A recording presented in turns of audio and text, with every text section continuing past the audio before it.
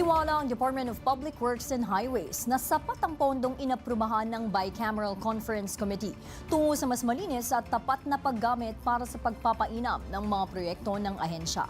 Si Faith Santiago, una sa balita. Nagpahayag ng kasiyahan si DPWH Secretary Vince Dizon sa naaprobahang 529.6 billion peso budget ng Department of Public Works and Highways para sa taong 2026 matapos ang pinakahuling araw ng Bicameral Conference Committee. Mas mababa ito ng halos 40% kumpara sa inisyal na panukalang budget ng ahensya bago siya maitalaga bilang kalihim. Okay lang yun.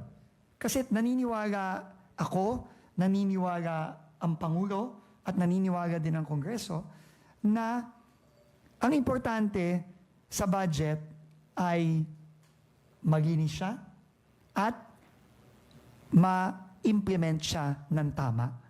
Ipinaliwanag ni Dizon na ang updated construction materials price data ang naging sentro ng mahabang talakayan sa DPWH budget. Matatanda ang 570 billion pesos ang panukala ng Senado, mas mababa sa 624 billion pesos na naunang isinulong matapos matukoy ang posibleng overpricing sa mga materyales. Suportado ng Kamara ang panawagan na huwag sobrang bawasan ng pondo upang hindi maantala ang mahigit 10,000 proyekto habang ang DPWH ang magpapatupad ng price adjustments at magbabantay laban sa overpricing. Sa napagkasundo ang budget, tiniyak ng mga lider ng BICAM ang mahigpit na pagbabantay upang maiwasan ang anumang uri ng katiwalian. Gagamitin natin ng tama ang budget na ipinagkaloob sa atin ng ating Kongreso. Ang budget per se, hindi masama. Di ba? Ang masama, kapag yung mga proyekto sa budget, ginawang ghost, ginawang substandard, pinagkakitaan lang.